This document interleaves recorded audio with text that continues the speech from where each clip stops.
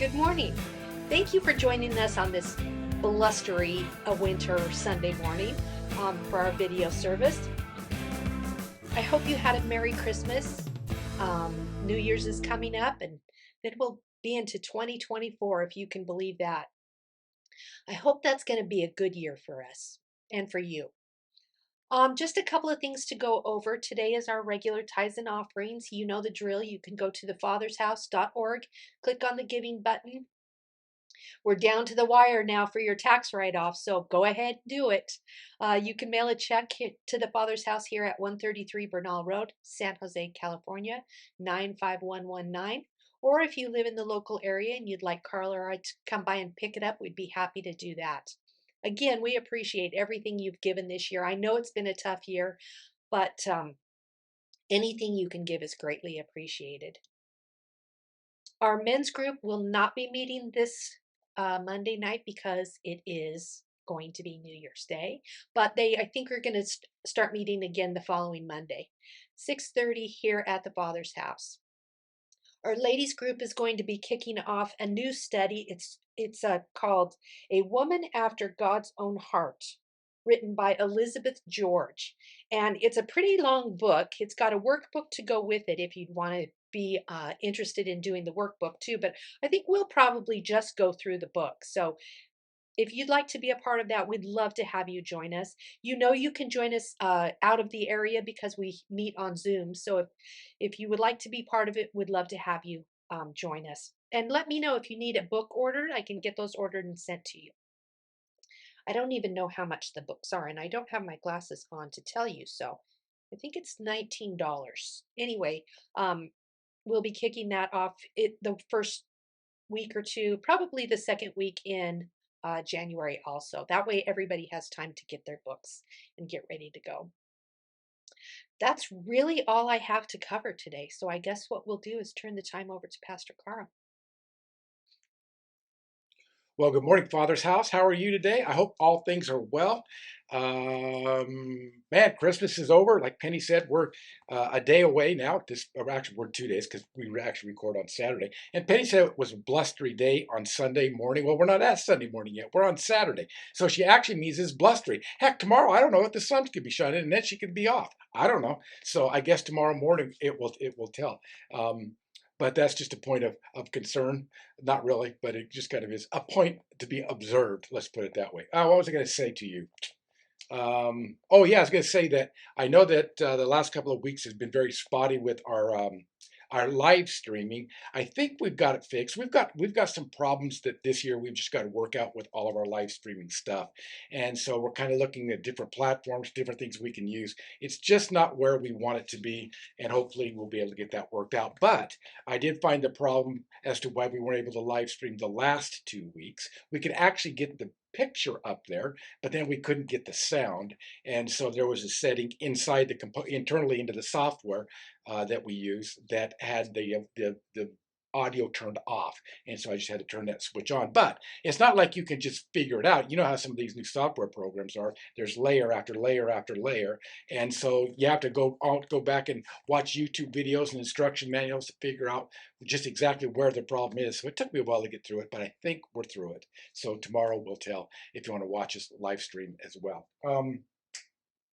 So that's about it. Other than now, Christmas is over. The last couple of weeks, we really have taken a different path, talking about the incarnation, the birth of our Savior Jesus Christ, and so we're kind of getting back now on track with our teachings about Jesus' teaching to us and what it means, what discipleship means. And I think sometimes we get discipleship. Kind of, what would you say? We sometimes we think that discipleship is the things that we do, and so we get all these different lists of the spiritual things that we do, and so on and so forth, and spending time in prayer, spending time in reading the Bible, spending time in service, and all these different things, and those are a part of discipleship. But I don't think that's all that there is to discipleship, and I think that there's much more to it than just that. And I think that we've been talking about that, especially last year, not to 2022, when we were talking about the virtues, moral character, and then this year, and talking about the life of Jesus and gleaning some things about what it is to be a Christ follower. And in talking about that, what you realize is there's no one little set pattern of how to do it, and everybody does it the same way, because all of us think so differently, and we come from different perspectives with different temperaments and different jobs, different experiences, life experiences, and personality types. And so it's kind of difficult to say, well, one size fits all. And I think that we do ourselves a disservice when we try to make discipleship, following Christ, when we try to make it about a set of different things we do, and that makes us a disciple or a follower, Christ follower. Because I just don't think it works that way. As a matter of fact, I think it's more of the way we live our life in a rhythm of being with God, and recognizing God in all things, as Saint Ignatius would say. Ignatius would say is one of his primary things that he would always say is seeing God in all things, seeing God when we're distressed, and seeing God when we're with family celebrating Christmas, and seeing God in a homeless person that needs something, or whatever the case might be, and being present with God in the world. But maybe we'll talk about that a little bit later. Today, I want to talk about a story that is a very well known story, as we're still in Luke, the Gospel of Luke, and we're kind of talking about discipleship. And we talked about, if we go back, the idea of talking about discipleship goes back to when Jesus asked the disciples, "Who do you say that I am?" And Peter said, "Thou art the Messiah." We've talked about this in the past, just to kind of catch up. But it was at that point that when Peter made that proclamation, that it was really kind of the end of Jesus's public ministry for the most part, not entirely, but for the most part.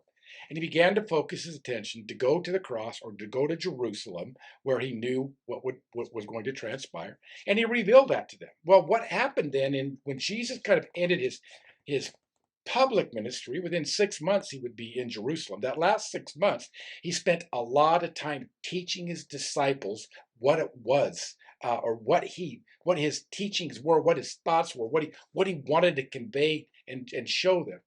And so today there's an interesting story, and it's a story that we all know. Well, most of us, I can't take it for granted that we all know that, but it's a story that we all know, or most of us know. Well, if we've been around Christianity and read the Bible for any time, it would be a very familiar story that has a lot to say. And sometimes I think we assume we know what it says, and I think that that's sometimes when we end up tricking ourselves, and or not really thinking about matters deeper. So we're in Luke chapter 10, and we're going to pick up in verse 38. It's going to be the story about Jesus and Mary and Martha.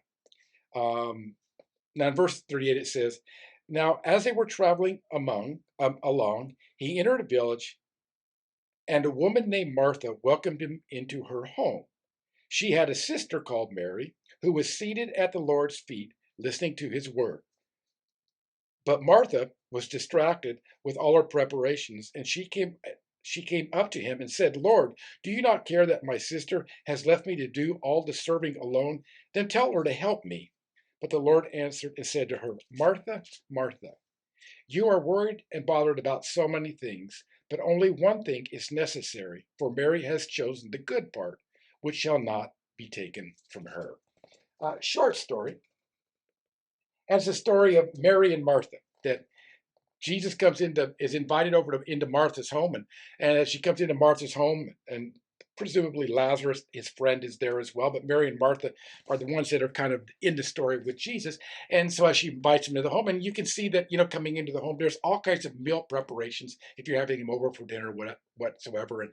And Martha was preparing all different foods and cooking and getting things ready and wanting to be exactly perfect. And there's Mary kind of sitting at the feet of Jesus, and just listening to Jesus's every word. And she's enamored by Jesus. And Jesus is okay to have her there, and he's glad that she's there. But I kind of think about that story, and I think about it even in my own life. I love to cook, and I love to cook for people. One of my love languages is to cook for people. And so that's something that I love. And I would almost think that that was maybe what Martha was, that Martha's love language was the idea that she liked to cook for people. But how many of you ever been around like maybe on a Thanksgiving dinner and you're preparing a meal for, let's say, 15 or 20 people? And so while you're preparing a meal and you're cooking and you've got all these pots, you've got all these plants, all these different preparations, and you've got somebody that's supposed to be helping you do those things that's in doing something else, sitting and talking with people. Maybe they're over there on their phone looking at Facebook.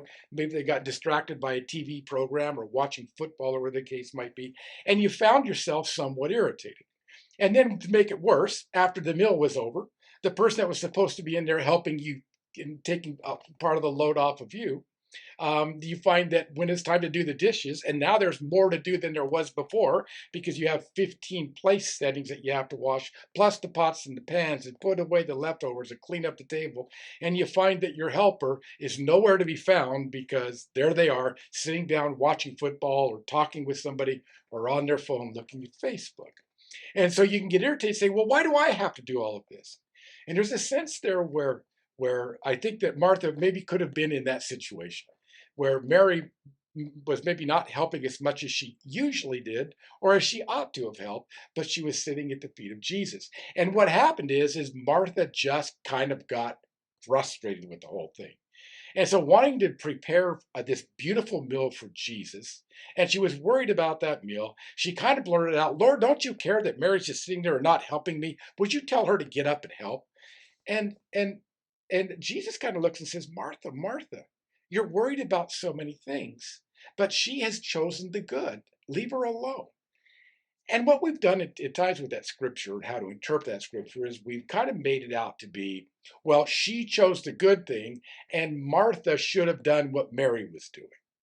But that seems too obvious, doesn't it, in the text? I mean, why would that have to be told? And what would be the profound thing on that? So we've kind of taken that and spiritualized and said, well, that's because Mary sat at the feet of Jesus. She was the one that was given to prayer to contemplate the words of Jesus. She loved Jesus more than did everything else. And Martha was just busy doing, and missed the opportunity to sit at the feet of Jesus.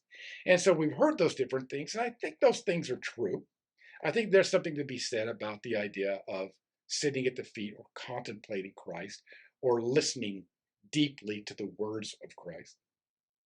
But maybe maybe there's another side to this story that maybe we should look at, and that is maybe if you really think about it by way of just temperaments, maybe Martha was one that was more given towards what I don't know, action, doing things, showing her love by cooking and inviting him into the house and being hospitable.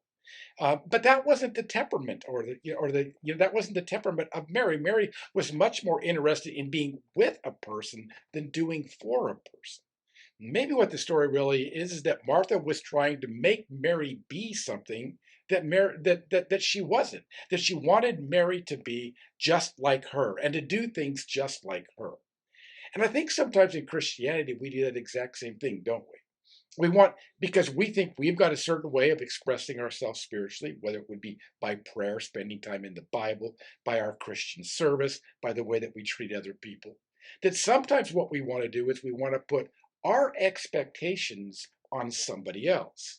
So maybe it didn't have so much to do with what Mary was doing, but it had more to do with Martha's idea of wanting to put her expectations of what Mary should be doing on Jesus's back so that he would ultimately tell Mary to get up and help.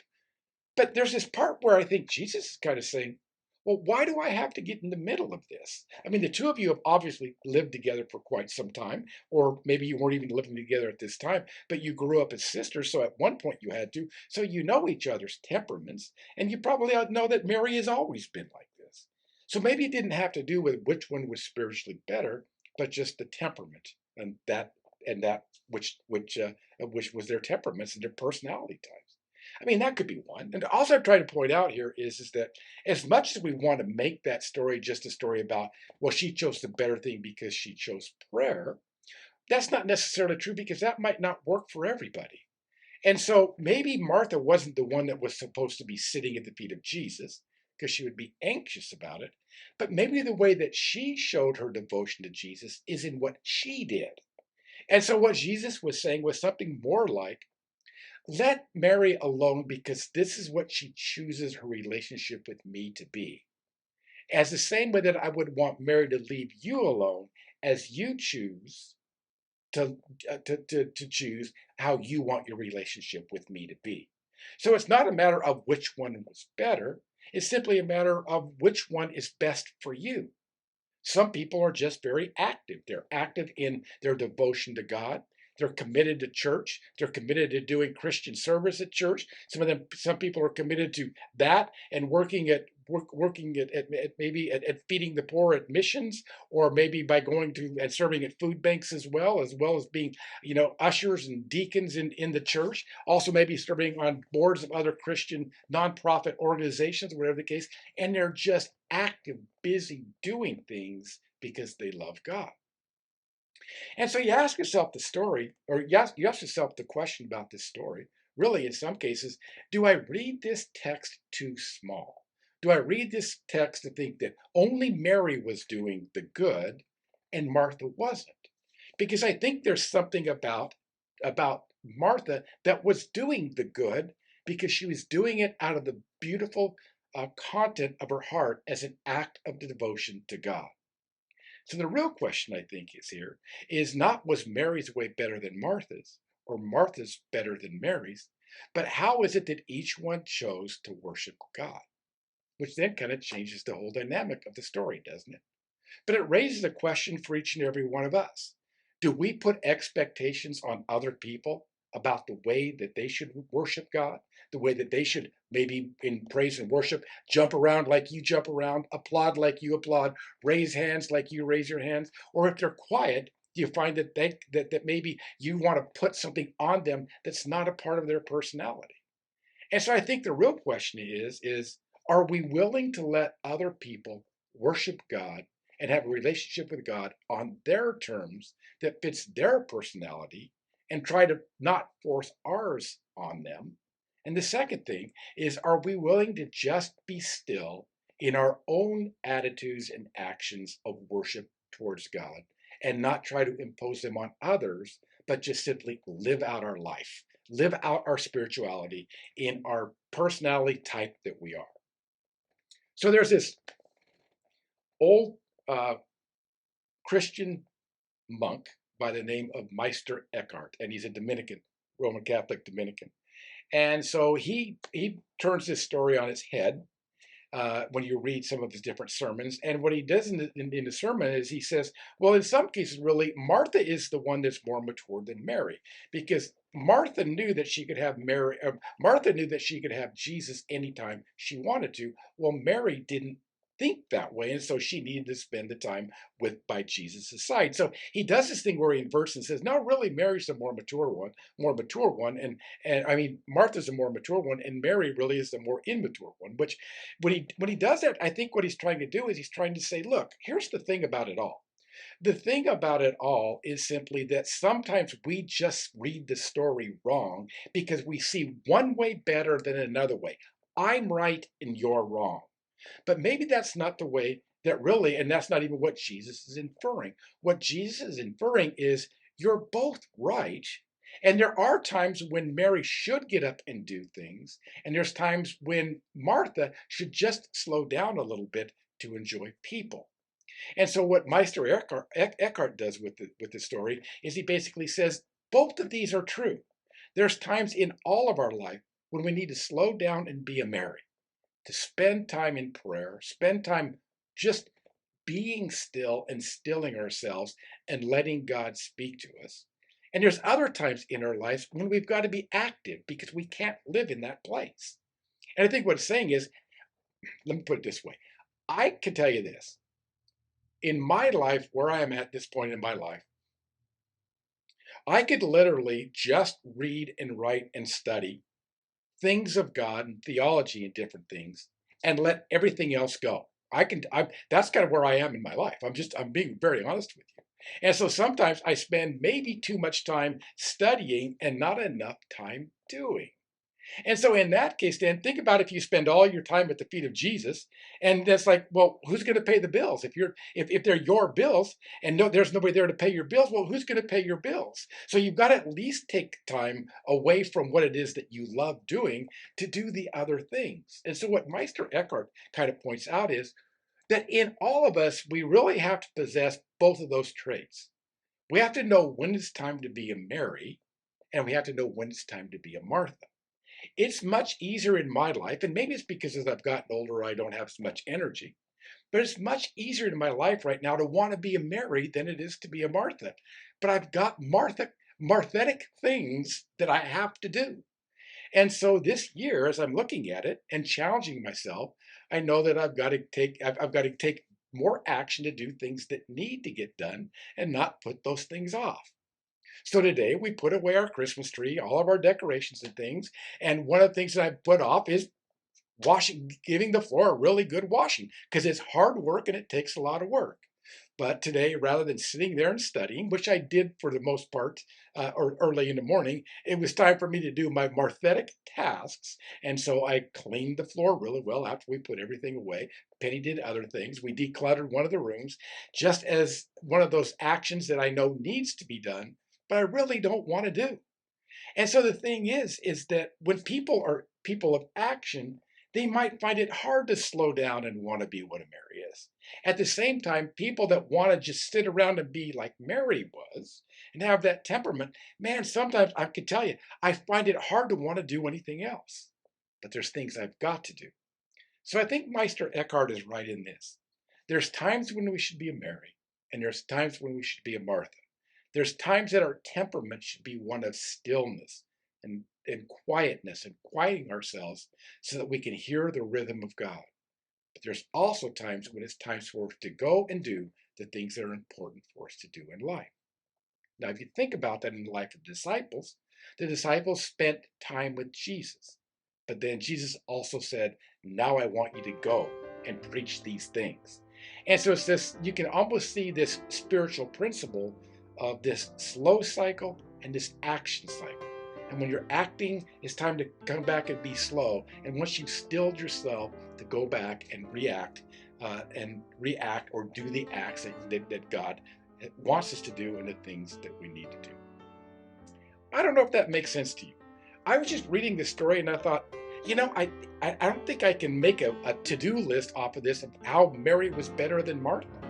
I think that what it says is, what's the story really not saying or implying that isn't said? So there's something there that Jesus isn't saying that speaks as much as what Jesus is saying. And so I'm just kind of throwing out a bunch of thoughts for you to maybe take some time to think about the story of Mary and Martha in a deeper way. And maybe what it really comes down to is we should all be Marys and we should all be Marthas at the right times in the seasons of our life and in the days of our life. I hope you'll think about it. I know that's a little bit fragmented, but I really didn't know how to put this thing together. It's just kind of open-ended. I don't know. But that's the beauty of it, isn't it? Because that's how we learn more about God. Well, God bless you.